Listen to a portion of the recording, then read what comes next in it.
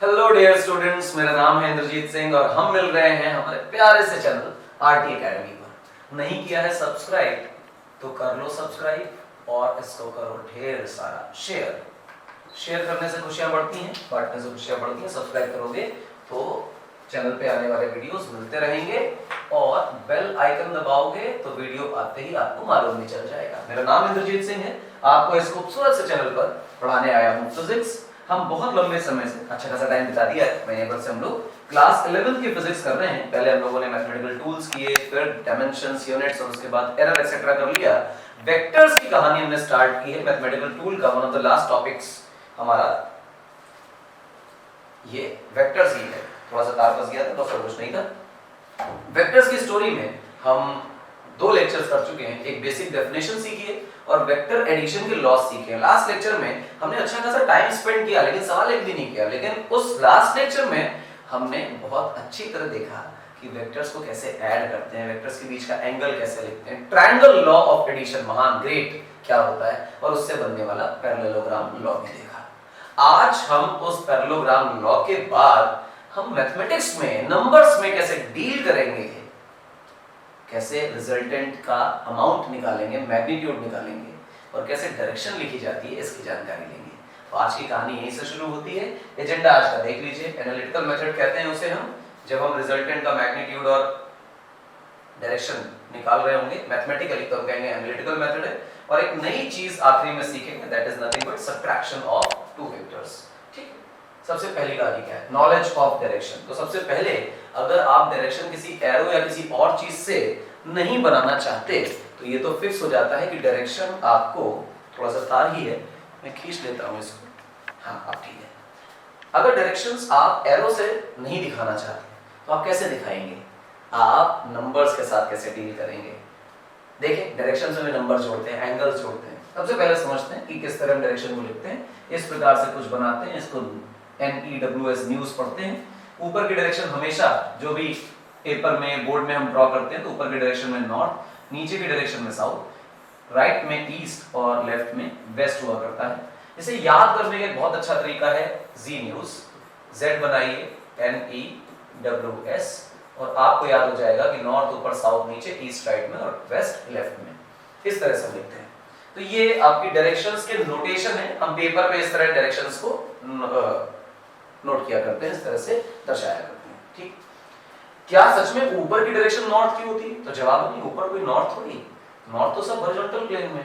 तो ये जो डायरेक्शंस हम प्लॉट कर रहे हैं, ऑल डायरेक्शंस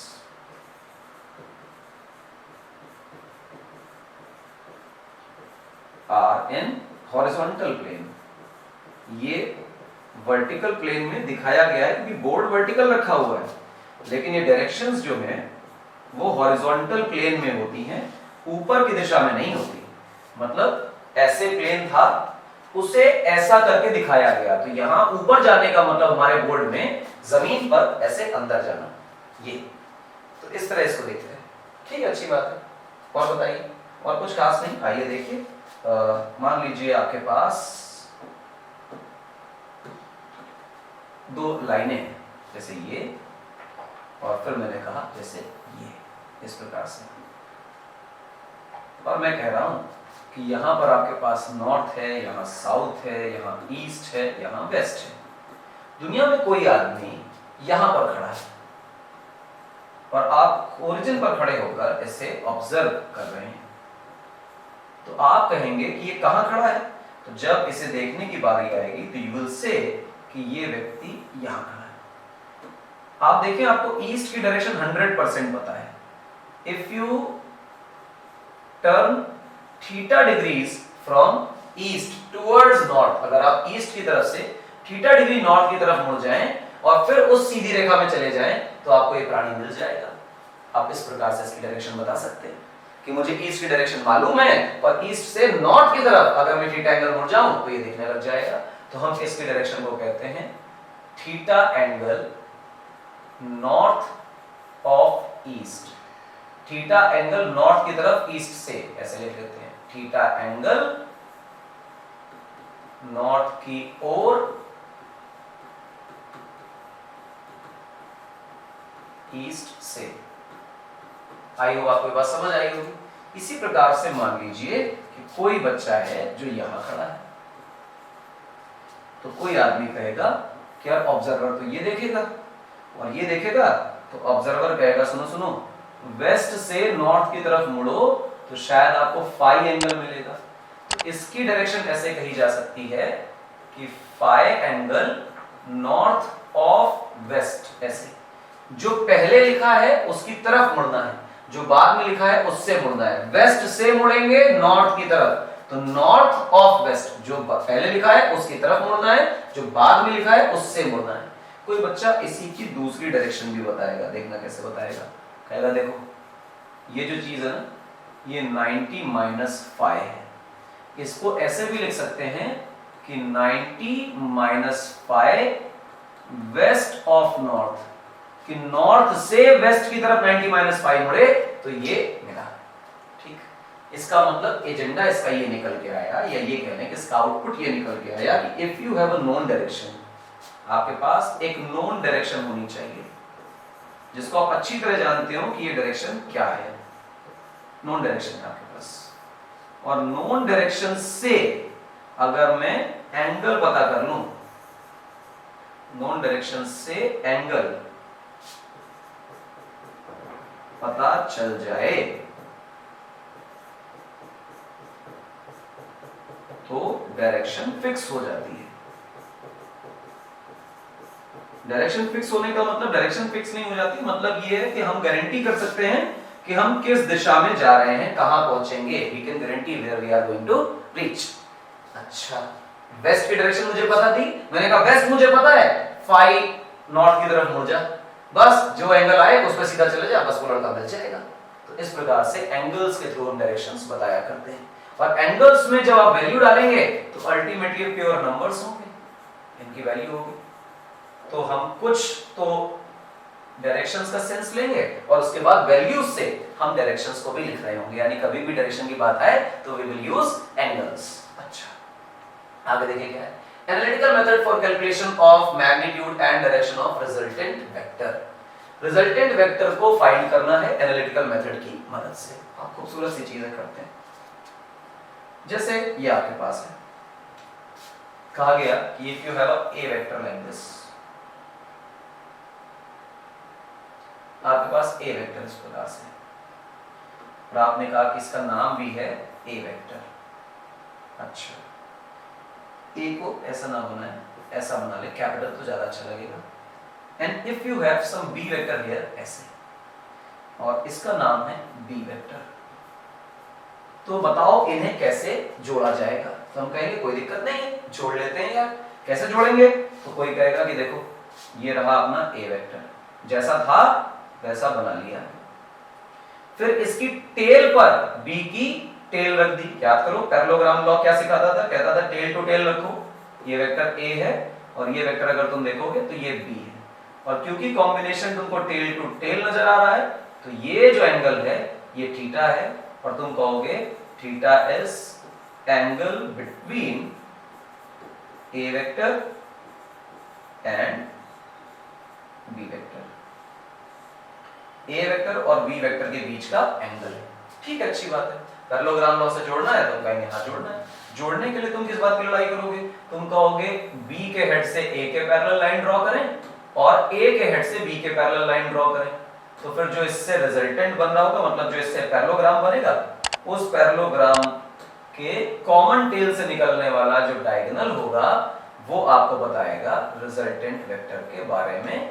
एंड रिजल्टेंट शब्द जब इस्तेमाल हो वेक्टर्स में तो आपको एडिशन से आने वाला रिजल्ट क्या होता है इसके बारे में सोचना चाहिए। अब इसका मैग्नीट्यूड कितना होगा और इसकी डायरेक्शन क्या होगी, ये नंबर्स में जानना कहलाता है एनालिटिकल मेथड हम इस्तेमाल कर रहे हैं। ठीक, ओके, देखो we will redraw this whole drama.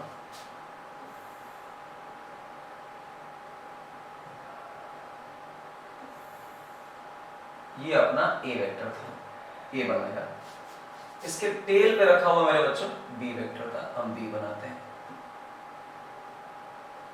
इस तरह से, और हम लिख लेते हैं इसे ए वेक्टर और इसे भी लिख लेते हैं बी वेक्टर। अब क्या करते थे, याद करो, तो ए के हेड से बी के पैरेलल और बी के हेड से ए के पैरेलल, और इस प्रकार से हमारे पास शायद पैरेललोग्राम बन के आ जाता था।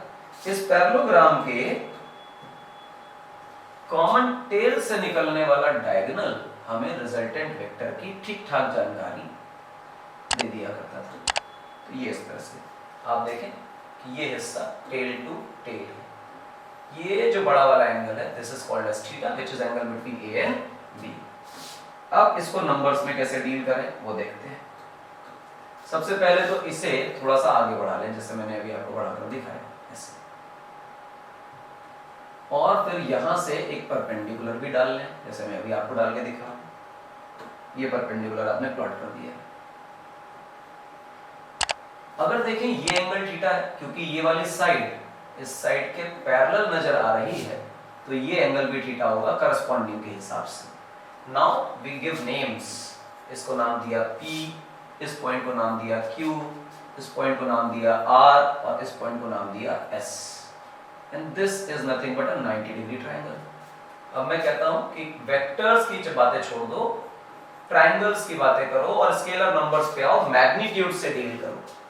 तो हम कहते हैं PRS, एक 90 डिग्री का ट्रायंगल आपको दिख रहा है, ट्रायंगल देखो PRS 90 डिग्री का ट्रायंगल दिख रहा है, इसमें पाइथागोरस अप्लाई करो तो पाइथागोरस कहलाएगा PS का स्क्वायर बेटा इक्वल टू PR का स्क्वायर प्लस RS का स्क्वायर। ये क्या किया, पाइथागोरस अप्लाई की, परपेंडिकुलर बेस का स्क्वायर का सम हाइपोटेन्यूज के स्क्वायर के बराबर होता है। अगर PS का स्क्वायर देखो तो PS कुछ और नहीं है, ये कॉमन टेल का जो डायगोनल है वो हमारा रिजल्टेंट है। तो अल्टीमेटली रिजल्टेंट वेक्टर के मैग्नीट्यूड का स्क्वायर है कि I am just taking the length of the vector, not as such direction. मैं डायरेक्शन को भूल गया हूं, I am just taking the magnitudes.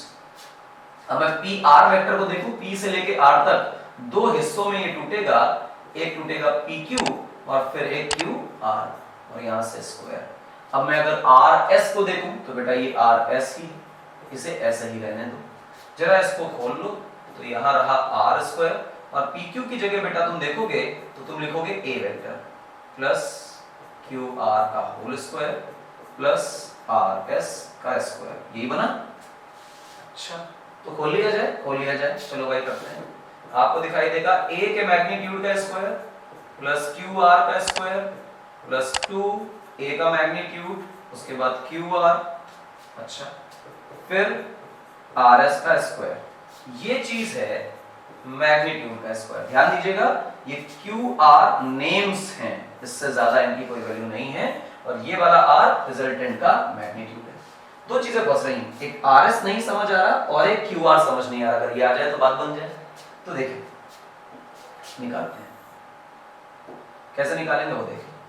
हम एक नया ट्रायंगल लेते हैं QRS, ये नन्ना वाला ट्रायंगल, ये ट्रायंगल देखिए, इसमें आप sin थीटा अप्लाई करें तो when you apply sin theta it will be theta, यहां थीटा के सामने परपेंडिकुलर है जैसे हम RS बोल रहे हैं, डिवाइडेड बाय 90 के सामने हाइपोटेन्यूज होता है जैसे हम QS बोल रहे हैं, तो RS का फॉर्मूला बनेगा QS इनटू sin थीटा।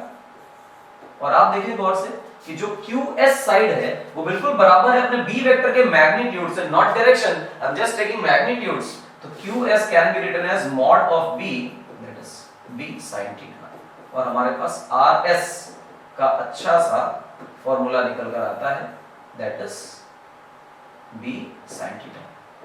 उसी फॉर्मूले में, इसी ट्रायंगल में अगर हम cos थीटा अप्लाई करें तो cos थीटा का मतलब होगा बेस अपॉन हाइपोटेन्यूज, और बेस देखोगे तो इस ट्रायंगल में थीटा के साथ में QR लिखा हुआ है, हाइपो अगेन QS ही है, तो हम लिख रहे होंगे बेटा QR डिवाइडेड बाय QS। तो QR की जो वैल्यू होगी वो B cos थीटा बन जाएगी, ठीक है ना, B cos थीटा, आपने B cos थीटा बना दिया। अब ये दो वैल्यूज जो वहां अटक रही थी, जिसे हम शायद कह सकते थे इक्वेशन 1, तो ये दोनों वैल्यूज वहां पुट कर दें। हम लिखेंगे put QR and RS in equation 1, put करें तो पुट करते ही आप पाएंगे कि आपको मिला R square equal to some A square plus सामने कौन है, क्यू आर स्क्वायर, यानी क्यू आर का स्क्वायर करना है तो आप कहेंगे B square cos square theta plus, सामने देखें तो 2a इंटू क्यू आर है, तो सबसे पहले 2a तो आप ऐसे ही लिख लें, और क्योंकि यहाँ पर क्यू आर लिखा हुआ है, क्यू आर की जगह देखेंगे अगेन बी कॉस थीटा है, तो हम इसे बी कॉस थीटा लिख देते हैं, a फॉर a का magnitude and b for b का मैग्नीट्यूड, ये ध्यान रखिएगा। आखिरी बात है rs की जगह देखें तो b sin थीटा लिखा है, तो rs का स्क्वायर है तो हम उसमें b square sin square theta, basically square लिखा था स्क्वायर कर दिया, नथिंग स्पेशल। ये आपको दिखाई दिया, ये दिखाई देते ही कई बच्चों की आंखें और चमकेंगी और वो कहेंगे cos स्क्वायर थीटा और sin स्क्वायर थीटा जहां दिखाई देते हैं ये एक दूसरे के साथ सुसाइड करना बहुत पसंद करते हैं, तो हम इसमें से a स्क्वायर ऐसे ले लेते हैं। दोनों क्वांटिटी जिनको मैंने अंडरलाइन किया है इनमें से b स्क्वायर कॉमन आ रहा है, आप अंदर देखेंगे तो लिखेंगे cos square theta plus sin square theta, ये ब्रैकेट में बंद हो जाएगा, बाहर लिखा हुआ है 2ab cos थीटा, ये लिख दिया आपने।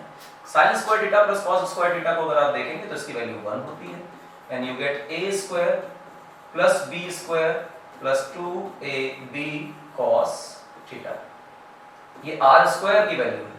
अगर आप r की वैल्यू निकालना चाहें तो आपने लेफ्ट हैंड साइड पे स्क्वायर रूट किया है तो राइट हैंड साइड पे भी स्क्वायर रूट करना ही पड़ेगा, तो आप एक स्क्वायर रूट का बढ़िया सा सिंबल बनाइए और अंदर लिखिए a square plus b square plus 2ab cos theta, and this is nothing but your प्यारा सुंदर अच्छा magnitude of the resultant vector।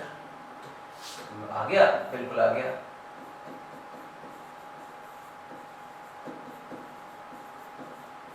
Magnitude of resultant vector, ये मैग्नीट्यूड ऑफ रिजल्टेंट वेक्टर। हमने कैसे पता कि यहीं तक पहुंचना था, कारण ये है कि आपको a वेक्टर और b वेक्टर दिया गया, मतलब a की डायरेक्शन दी गई, b की डायरेक्शन दी गई, a और b की डायरेक्शन से आपको मालूम चल गया कि उनके बीच का एंगल कितना है। हाँ, तो मतलब थीटा तो हमें पता होगा, if I know a and b then I must know the angle between a and b, and if I know a and b I must know the magnitudes of a and b। अच्छा, इसका मतलब a b और theta हमें पता होंगे, तो resultant को ultimately हमें लाना a b और थीटा के टर्म में था, and we have got a square plus b square plus 2ab cos theta, और पूरा का पूरा जो है वो स्क्वायर रूट की छत्रछाया में जीवन यापन कर रहा है। दिस इज नथिंग बट प्यारा सुंदर अच्छा सा रिजल्टेंट वेक्टर। बहुत बढ़िया सर, रिजल्टेंट वेक्टर है ना, हाँ, उसका मैग्नीट्यूड निकाला ना, हाँ, डायरेक्शन निकाली क्या, नहीं निकाले, आओ निकालते हैं, थोड़ा छोटा करते हैं इसे। आपको मैं जो आइडिया अभी डायरेक्शन का थोड़ी देर पहले दिया था, same idea I am giving to you again. क्या है सेम आइडिया, मैं बताता हूं। अगर मुझे रिजल्टेंट वेक्टर कहां है ये बताना हो तो मुझे एक नोन डायरेक्शन ढूंढनी चाहिए जो मुझे अच्छी तरह कंफर्म है कि ये डायरेक्शन है, and if I know some direction very specifically, वहां से कितना एंगल मुड़ जाने पर मुझे रिजल्टेंट वेक्टर मिल रहा है ये पता कर लें, वो एंगल डिफाइन करने पर मैं रिजल्टेंट की डायरेक्शन बता दूंगा। हाँ, अभी तो सीखा था, ये स्लाइड से पहले वही तो था। तो देखो गौर से, तुम्हें दो बातें दी गई थी, one was this a vector, other was this b vector. मुझे a की डायरेक्शन मालूम है कि नहीं मालूम है, तो सब कहेंगे हाँ हाँ मालूम है मालूम है मालूम है। अच्छा, a की डायरेक्शन अगर मालूम है तो a से कितना एंगल घूम जाने पर रिजल्टेंट मिलता है, अगर ये बता दिया जाए तो क्या ये नहीं पता चल जाएगा रिजल्टेंट की डायरेक्शन कहाँ है? हाँ हाँ, क्यों नहीं पता चलेगा, बिल्कुल पता चलेगा, तो पता चल गया है। इसका मतलब डायरेक्शन के लिए अल्टीमेटली जो हमें काम करना है वो ये कि a वेक्टर से रिजल्टेंट कितना एंगल बना रहा है ये पता कर लिया जाए, ठीक। यानी कि for direction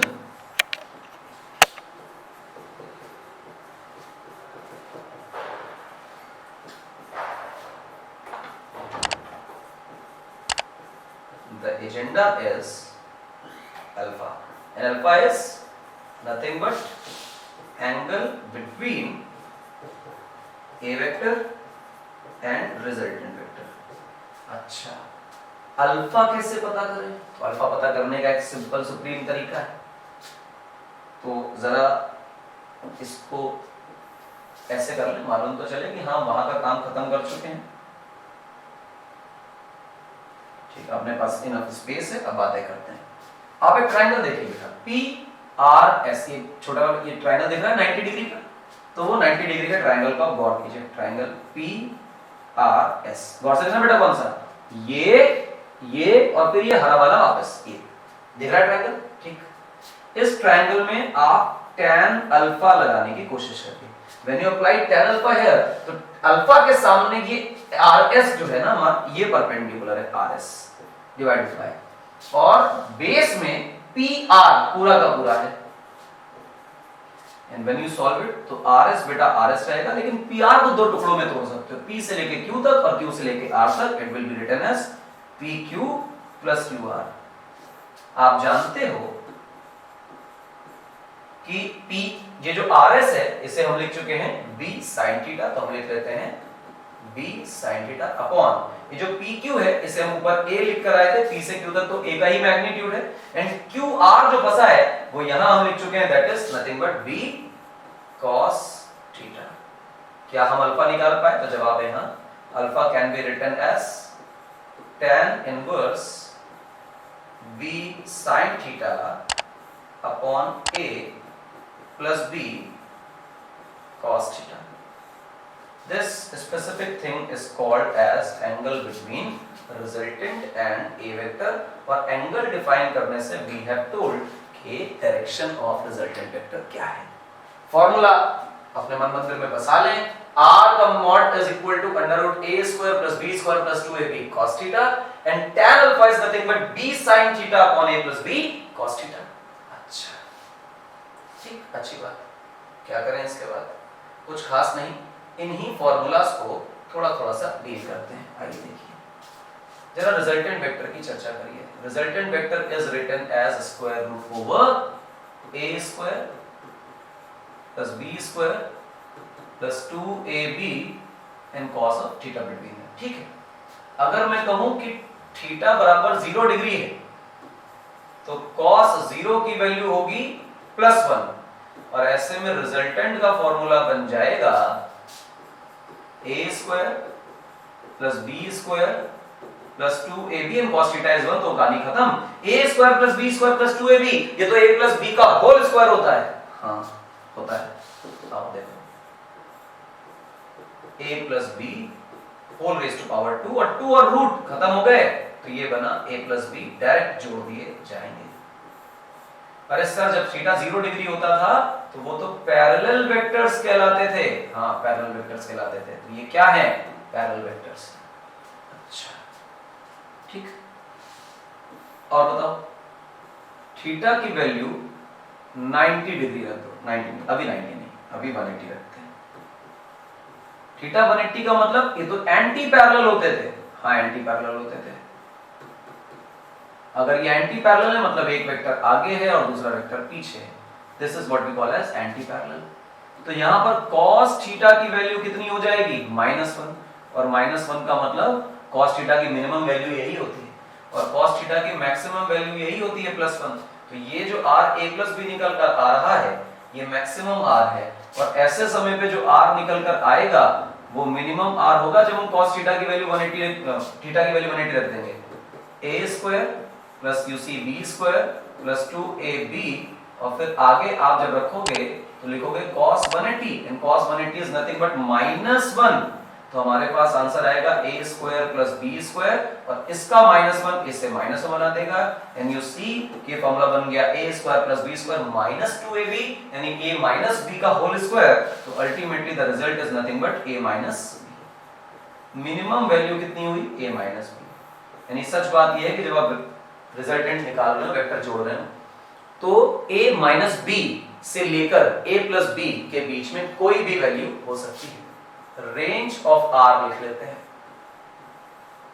range of r, and range of r is nothing but a minus b to a plus b, यानी रिजल्टेंट a माइनस b से लेके a प्लस b कुछ भी हो सकता है, depends on theta, depends on theta. अच्छा अब क्या खास बात है? अब इसी में मैं यहां पे लिख देता हूं थीटा की वैल्यू को 90 डिग्री रख दो, f तो cos थीटा कितना हो जाएगा? शायद 0 हो जाएगा। तो ऐसे में रिजल्टेंट वेक्टर क्या बनेगा? तो cos थीटा अगर 0 हो गया तो मेरे हिसाब से cos थीटा 2ab वाला टर्म तो खत्म हो जाएगा एंड यू सी कि आपके पास बेटा रहेगा a square plus b square. Orthogonal vectors कहलाते हैं ये, ठीक,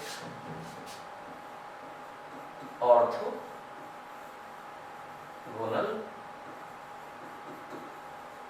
वेक्टर्स कहलाते हैं। इंपॉर्टेंट है, ध्यान रखिए, बहुत ज्यादा इंपॉर्टेंट ये सारी बातें हैं। तो आई होप ये बातें समझ आई होंगी, कब मैक्सिमम होता है, कब मिनिमम होता है, 90 डिग्री पे क्या केस होता है। This is an important case, उसका कारण है ऑर्थोगोनल वेक्टर्स हमारे कोर्स में आया करते हैं। इसके बाद नई कहानी है कि दो वेक्टर्स को सब्ट्रैक्ट कैसे किया जाए। तो I will subtract two vectors for you. आप देखें कैसे सब्ट्रैक्ट होते हैं। लेट्स से कि हमारे पास दो वेक्टर्स हैं, जैसे एक वेक्टर है बेटा ये a, हम जैसा a मान रहे थे वैसा सुंदर अच्छा सजीला a हमने आज भी माना। And then we have a vector b इस प्रकार से, तो ये बना वेक्टर b। अच्छा, अब मुझे क्या निकालना है, मुझे निकालना है a minus b and this is nothing but r prime vector. r prime का मतलब क्या होगा कि ये हम सब्ट्रैक्शन कर रहे हैं बेसिकली। लेकिन सर नेगेटिव का तो आपने कोई लॉ सिखाया नहीं, सीखना भी नहीं, एडिशन आता नहीं आता है, आता है। तो इफ आई से a प्लस माइनस b, मानोगे इस बात को कि हम सच में माइनस ही कर रहे हैं? हाँ माइनस ही कर रहे हैं। और इसकी स्टोरी बदल गई। क्या हो गया कि यहाँ पे कहा जा रहा था a में से b को माइनस करो और माइनस का कोई लॉ नहीं पढ़ाया गया, लेकिन अब देखें ये कह रहा है कि a में माइनस b को ऐड करो। तो जो ऑपरेशन है वो एडिशन का हो गया, लेकिन b के साथ नहीं, माइनस b के साथ। इसका मतलब माइनस b की अगर मैं चर्चा करूं तो I must invert the vector by 180 degrees. मुझे वेक्टर को मोड़ देना चाहिए। This becomes minus b। तो माइनस करने का लॉजिक ये हुआ कि मुझे a में b को जोड़ना नहीं, a में माइनस b को जोड़ना है। तो if I draw vector a like this, और अब मुझे b को नहीं जोड़ना, मुझे माइनस b को जोड़ना है, तो ये रहा आपका माइनस b। और एडिशन का लॉ वही है, टेल टू टेल पैरेललोग्राम जैसे पहले बना रहे थे। ये वेक्टर a रहा और ये वेक्टर रहा माइनस b। और अगर a और माइनस b को पैरेललोग्राम से जोड़ दिया तो वो जोड़ने से वही आएगा जो कि a माइनस b होगा। इसके बाद क्या करते थे, इसके बाद हम लोग b के हेड से a के पैरेलल और a के हेड से b के पैरेलल इस प्रकार की लाइनें ड्रॉ किया करते थे। एंड वी सी कि एक आदमी है जिसे हम रिजल्टेंट बोलते हैं, वो कॉमन टेल से निकलता है। And this is nothing but r prime vector, और ये r प्राइम वेक्टर जो है वो a vector minus b vector नाम की चीज दे रहा है। क्लियर है मेरी बात? a vector minus b vector नाम की चीज दे रहा है। अच्छा लगा, ठीक है। लेकिन आपको एक छोटी सी और चीज दिखाता हूं कि अगर मैं b को b के साइड ही बनाता, जहां b था b को मुझे वहीं बनाना था, कहीं और मैं करना ही नहीं चाहता b को। ये रहा अपना b, ठीक। इस प्रकार से ये कुछ b वेक्टर था। अब अगर a और b के बीच का एंगल देखें तो वो थीटा है, ठीक। हम लिख रहे हैं angle between a vector and b vector. तो अगर तुम ये देखने लग जाओ कि सर a और माइनस b में कितना एंगल होगा, तो तुम कहोगे सर ये तो 180 माइनस थीटा है। तो हम कहेंगे हाँ 180 माइनस थीटा है।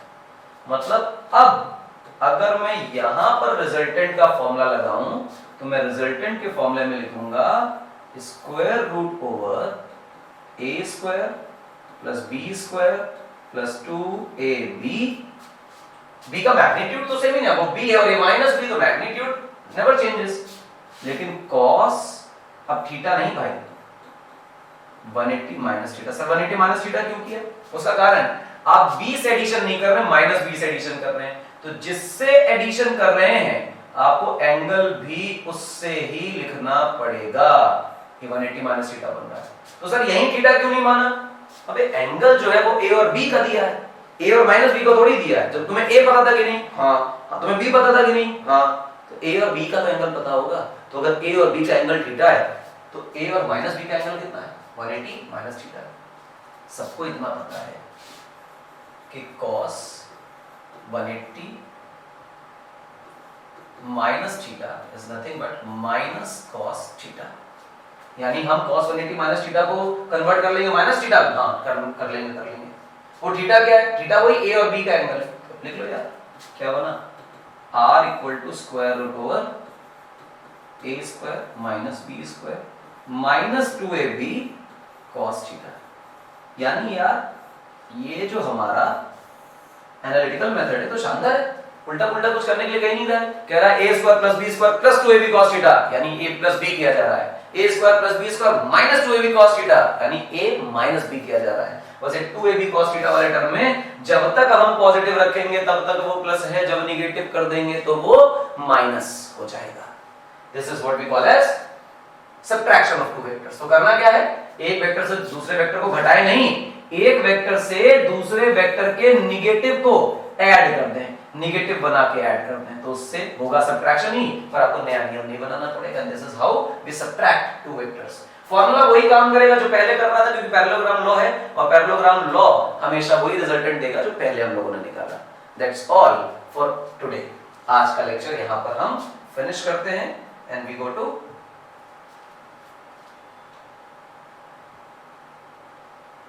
आवर लास्ट स्लाइड, क्योंकि आज का लेक्चर यहाँ खत्म करना है, हम आधे घंटे से ऊपर एक्सीड कर रहे हैं, एक्सीड करने पर हम लेक्चर को रोक देते हैं और इसके बाद ढेर सारी प्रॉब्लम्स हैं अभी इसी स्लाइड में बाकी हैं, वो नेक्स्ट लेक्चर के लिए बचा के रखी हैं। अगले वीडियो में आपको ये एडिशन और सब्ट्रैक्शन के बहुत सारे लाइन से खूबसूरत प्रॉब्लम्स जो आपके इस फॉर्मूला के एप्लीकेशन को और पूरे सेंस को डेवलप कर देगा, ऐसे हम लेके आएंगे।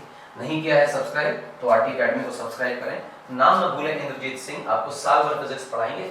थैंक्स फॉर वॉचिंग अगेन, मिलेंगे अगले लेक्चर में प्रॉब्लम्स के साथ। अगला सेशन होगा बहुत strict problem solving session, formula याद करके आइएगा। नेक्स्ट लेक्चर में मिलेंगे, मजा आ जाएगा। Bye bye.